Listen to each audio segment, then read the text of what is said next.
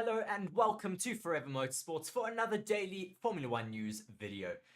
But to talk about today, I see we have a few people already having liked the stream and a few of you in the comments as well. Thank you very much for joining alongside us. Be sure to let us know where you are watching from in the comment section, as well as let us know who you're supporting for the Singapore Grand Prix this weekend. There's going to be a little bit of talk about that. A little bit of talk about Felipe Massa and his legal battle about the 2008 World Championship.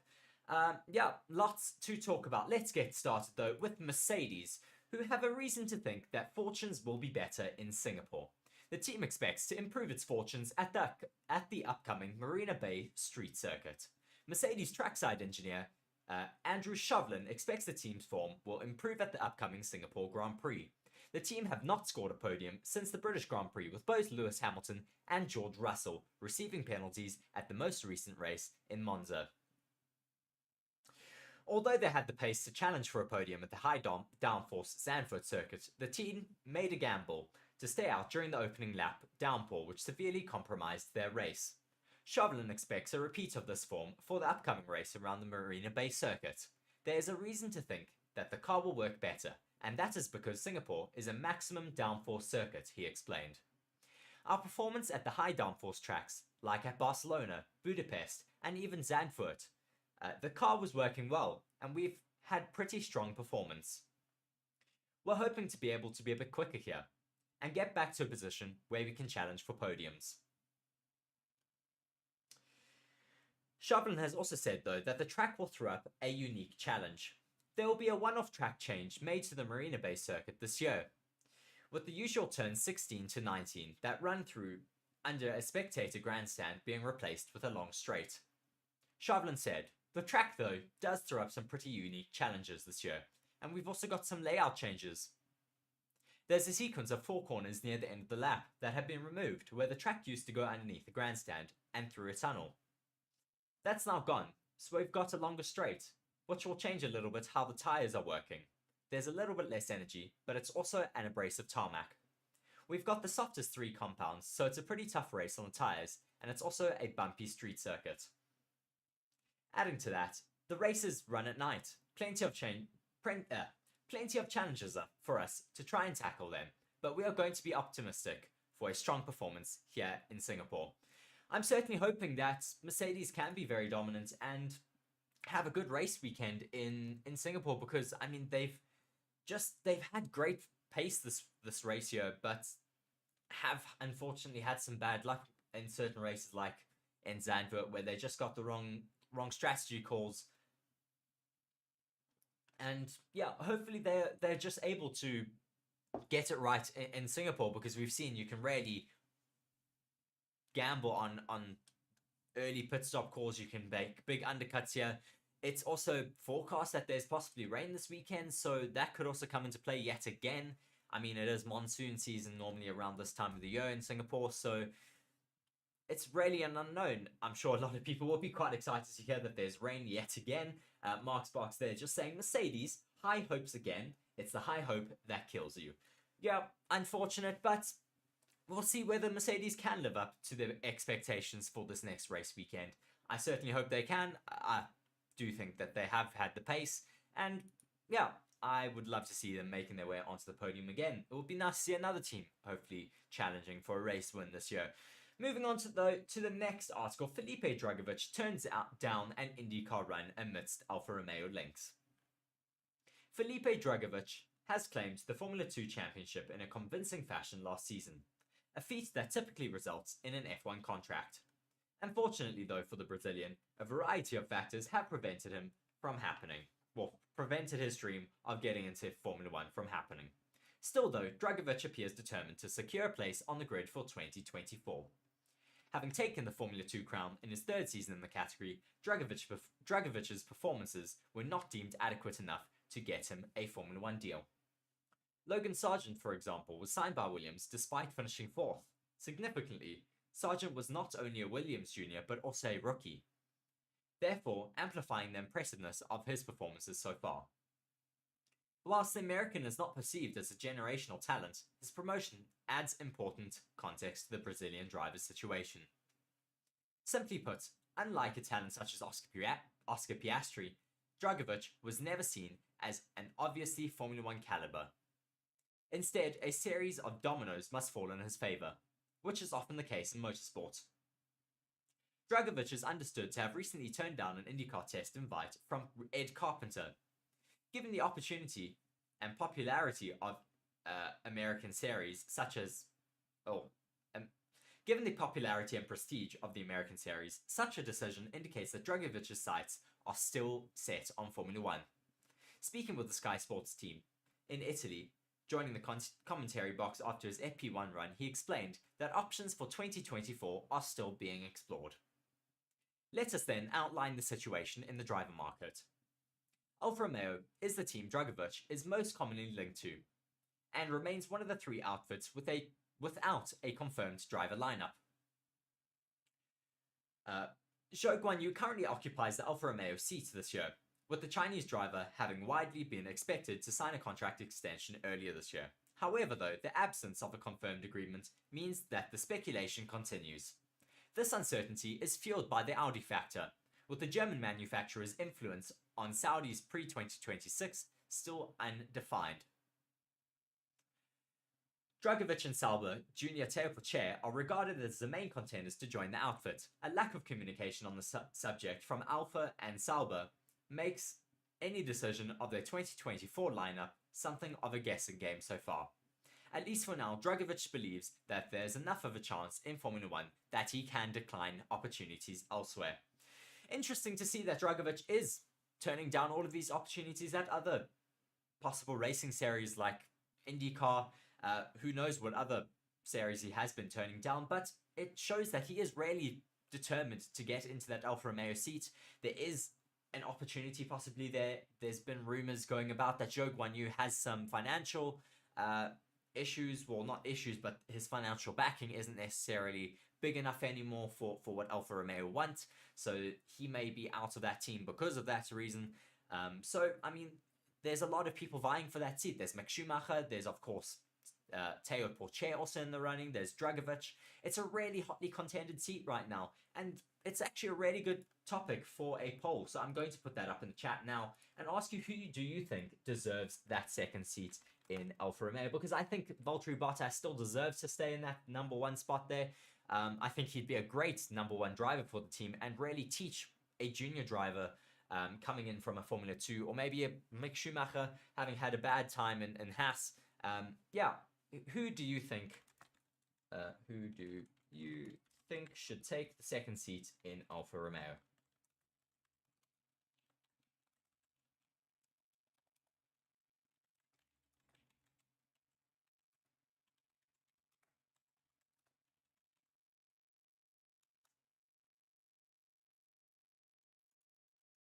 So your options are Dragovic, Pocher, Teo Pocher,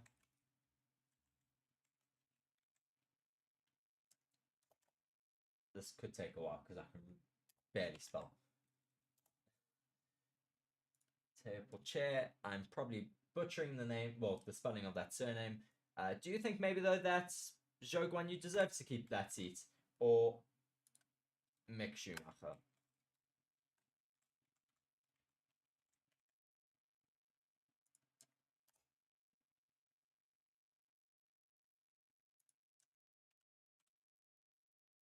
And there you go.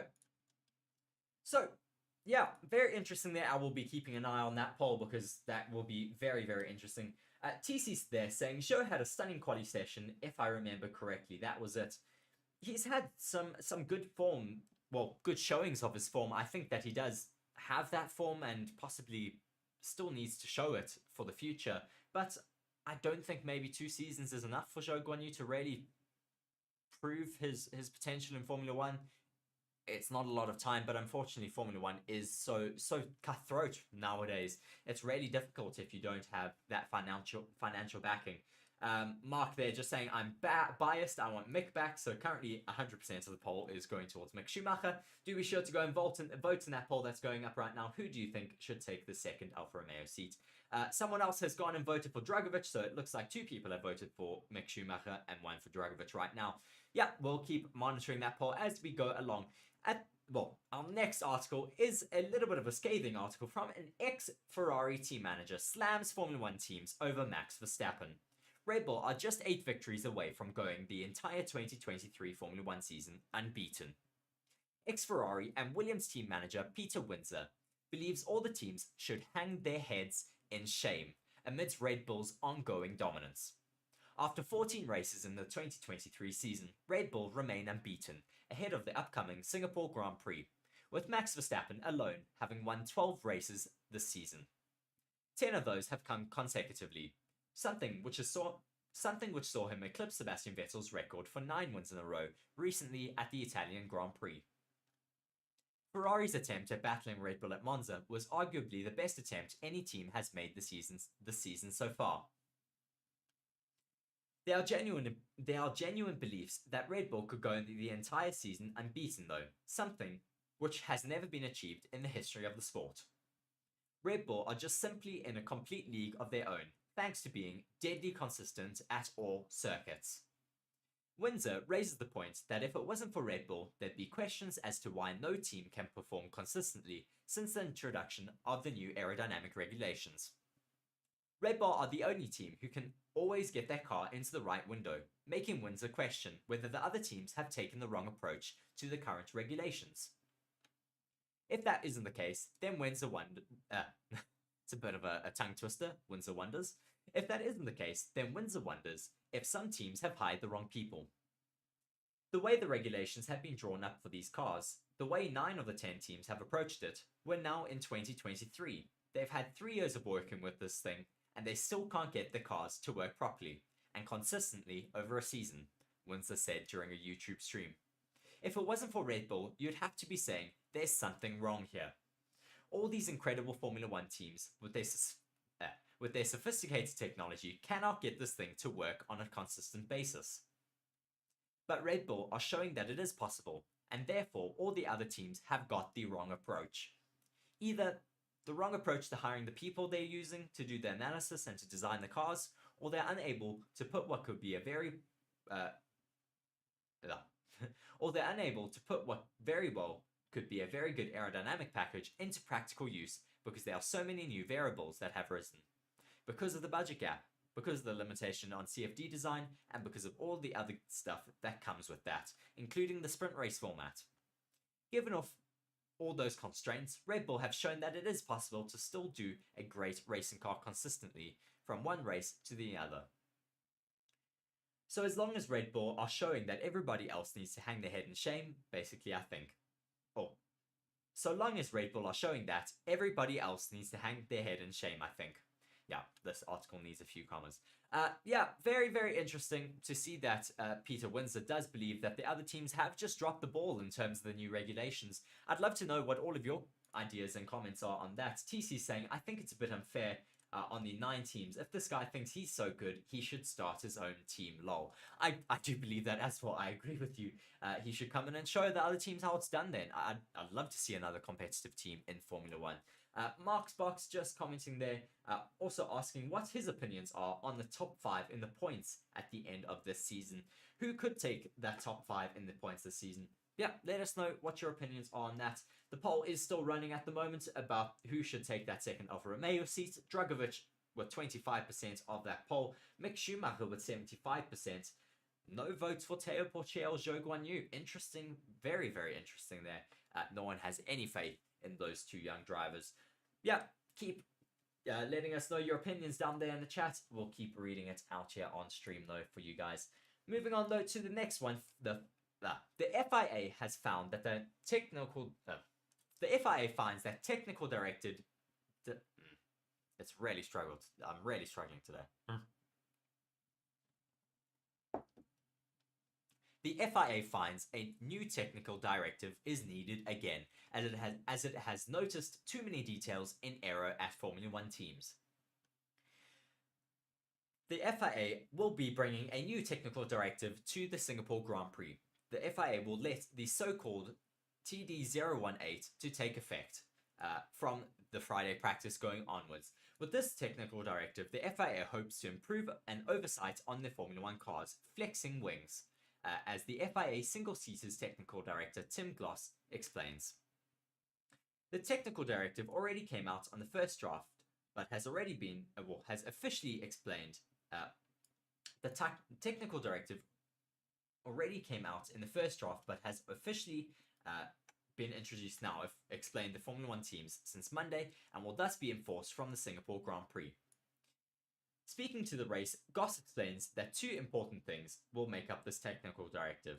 Firstly, the FIA chief says the supervision of flexible wings is not aimed at any specific team, but will be making sure that the FIA and the teams have a common understanding of where we will draw the line in terms of the wing flexibility on Formula 1 cars. Parts of the wings are allowed to move to a certain extent, but must be fixed. Thus, Goss distinguishes between flexing wings at the center of the component and movement that occurs at the end of the attachment and other components. Why the new technical directive got there anyway? The new technical directive is not entirely new. A similar technical directive was also in force in 2021 until the end of 2022.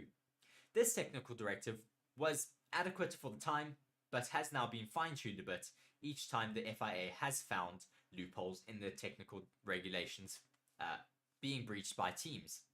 In 2023, though, the technical directive, which was more or less a solution to a temporary problem, was included in the set regulations. Since this year, the flexibility allowed is more precisely defined in the regulations. But now, it is necessary to reintroduce the technical directive to close down on loopholes that teams have found throughout the year, especially through certain interpretations of the text in the rules, as Formula 1 teams always do. Goss has said, but over the season, we felt that there has been a little bit too much creep in the design details of aerodynamic concepts and components. The FIA has been paying explicit attention to four main issues. Now that the full technical directive has been communicated to all the teams, it is also clear what can and cannot be done. It boils down to four things that the FIA will explicitly pay attention to. The first indicates movement. Up, down, front, rear, left, and right of the wings relative to component that it is connected to. The second is more or less the same, but says that the wings are also not allowed to rotate relative to other components.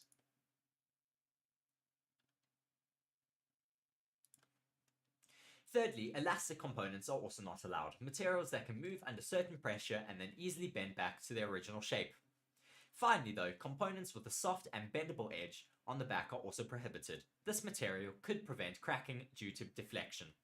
So a lot of loopholes closed now in the regulations by the FIA, just trying to crack down on any little loopholes that teams are able to find and where they're able to just eke out any little bit of performance. Maybe this is Red Bull, maybe this is some of the other teams. We don't necessarily know who this is aimed at, or maybe this is just general loopholes being changed by the FIA, things that they've maybe done research and found that maybe they could elaborate on this and find loopholes in their own regulations. So they're just closing it down to make sure that there is fairer racing going forward into the future.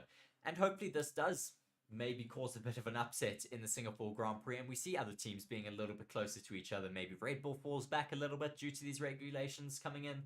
We will have to wait and see. Let us know what you think in the comment section.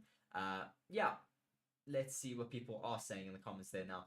Mark giving his prediction for his end of the season. He reckons we see first Max, of course, Perry second, Alonso third. Interesting, you think Alonso will get ahead of Hamilton. Hamilton fourth, and Leclerc in fifth.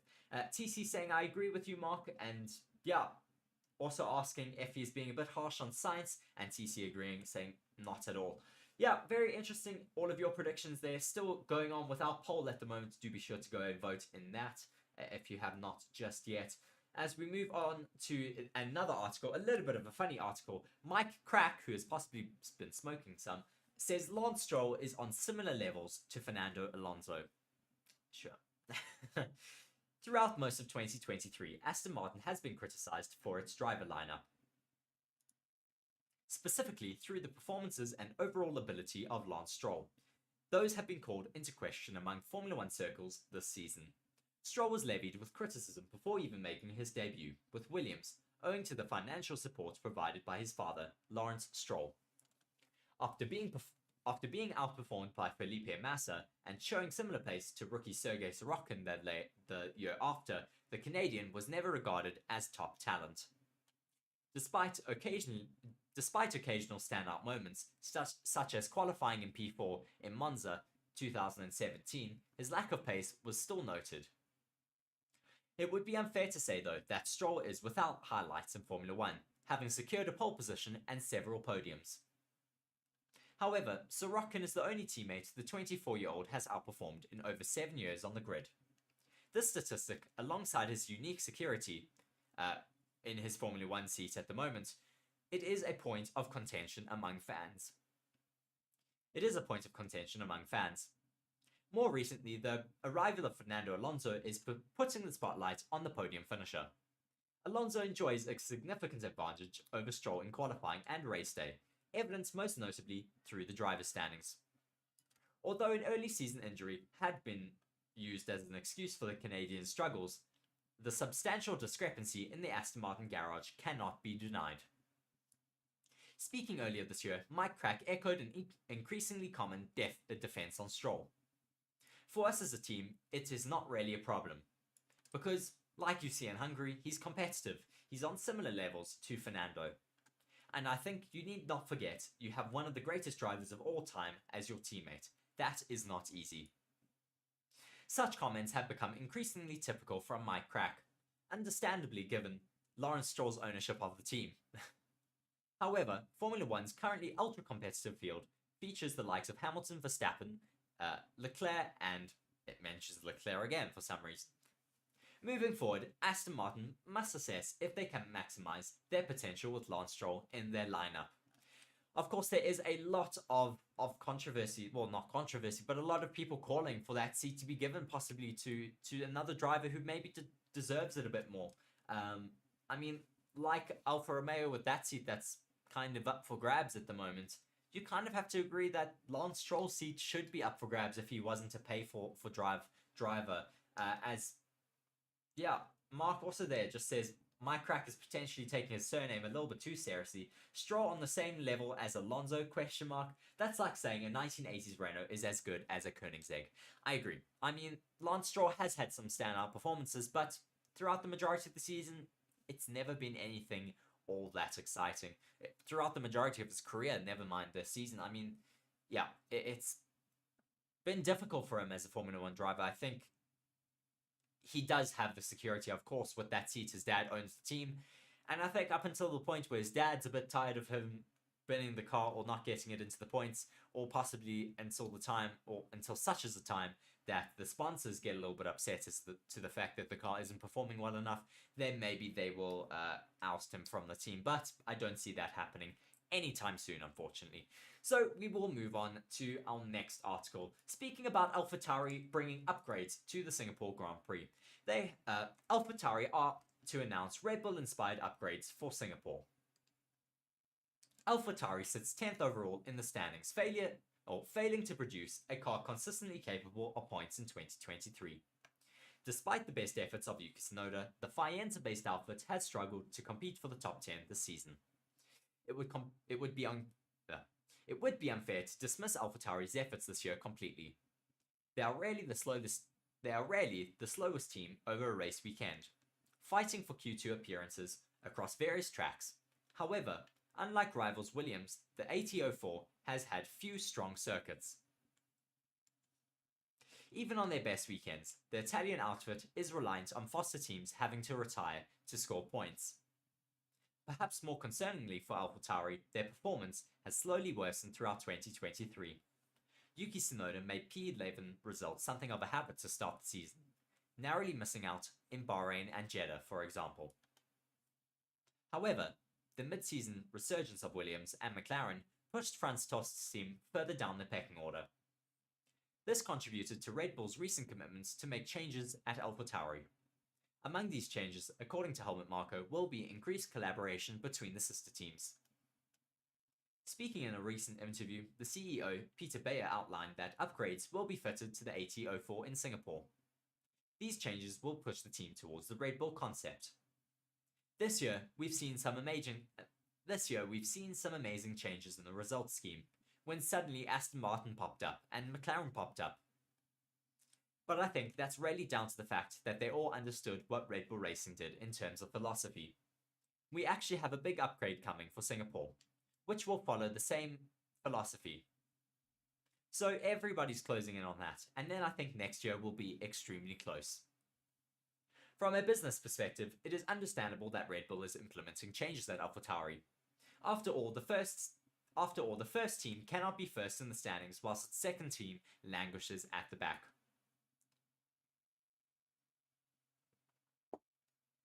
Moreover, a more competitive package, as seen in 2021, will make it easier for Red Bull to evaluate its young drivers.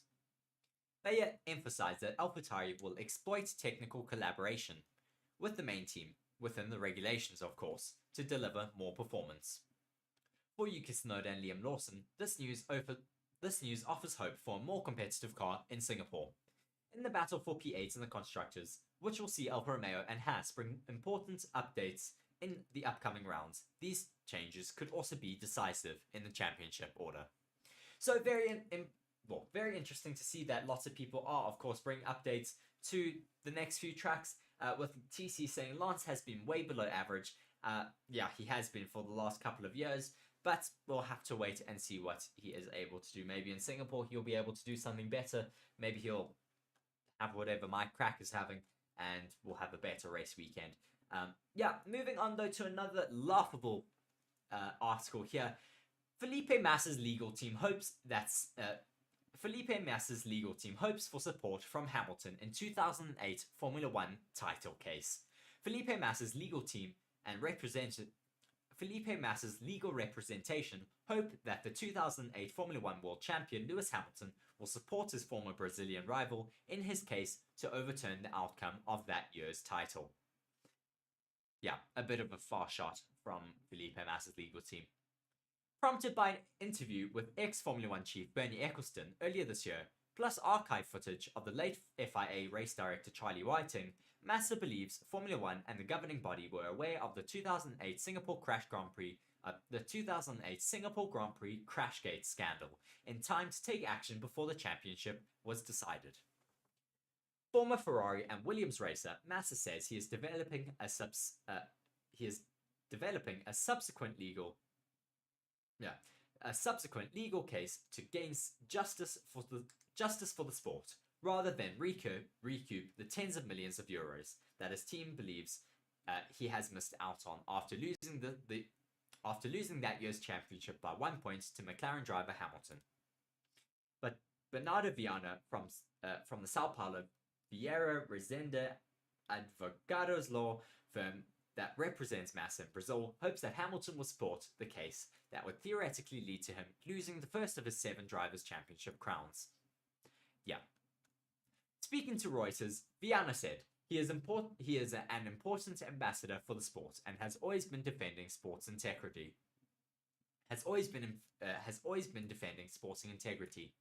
He is an honoring Brazilian. I'm really struggling today. Sorry, guys. He is an honorary Brazilian citizen and very well liked by Brazilians, so I hope he will support us. We have absolutely nothing against Hamilton. Aside from Hamilton, it is known that Ferrari, for which Massa drove in 2008, will not join forces for the case.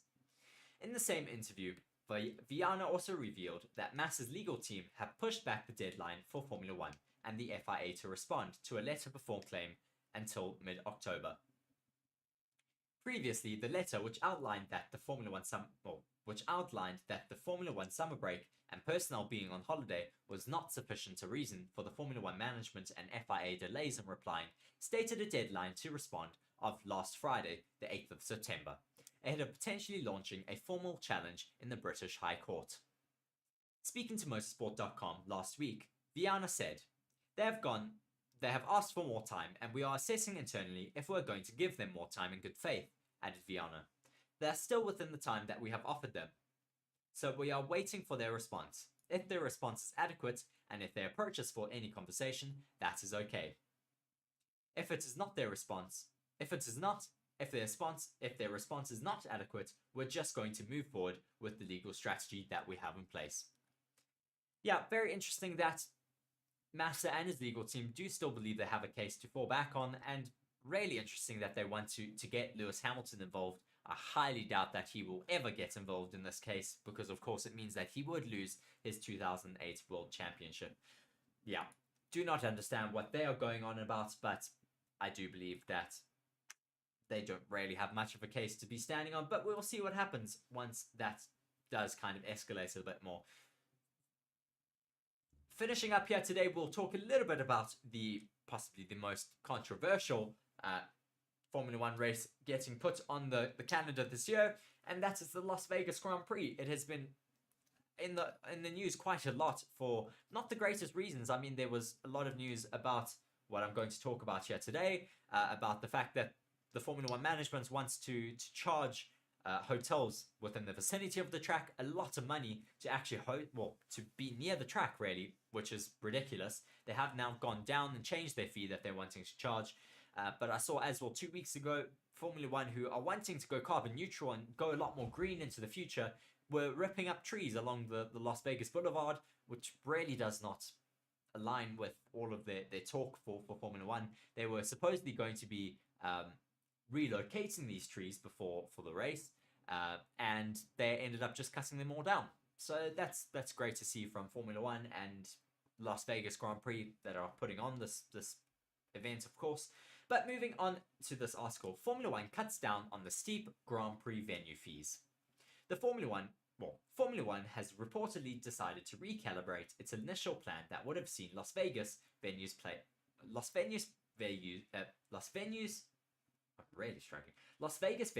hefty licensing fees to gain unobstructed views of the inaugural Grand Prix race.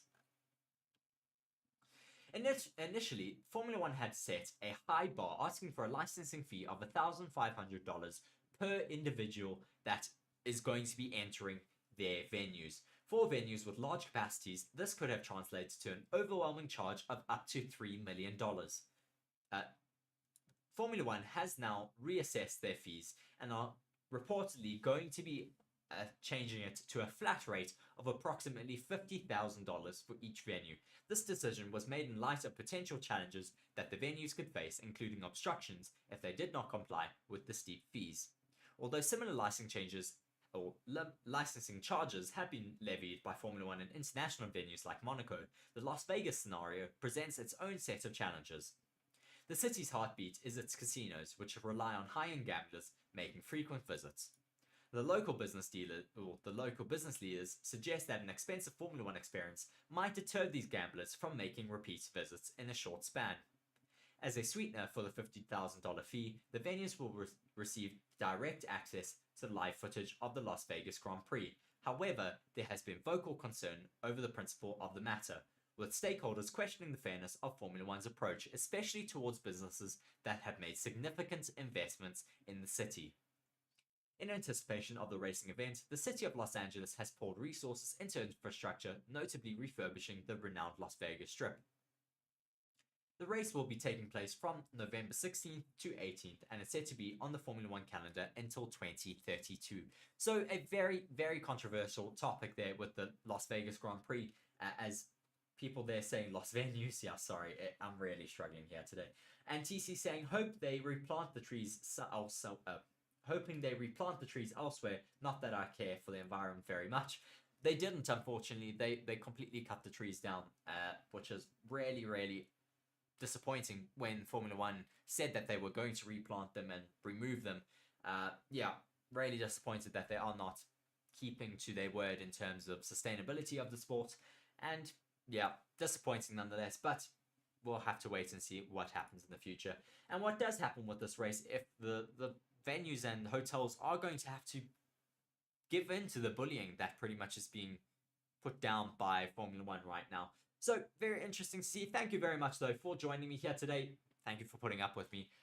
Yeah, I hope you enjoyed the news articles we did have for you here today, though. Please do be sure to like the video, subscribe to the channel, and do be sure to follow for more Formula One content that we are putting out daily, as well as go and check all of the social media links in the description. We've got a Instagram, a TikTok. I've got a Twitter as well. Yeah, thank you very much, though, for joining us. I've been Reece here on Forever Motorsports for our daily Formula One news wrap up. Cheers.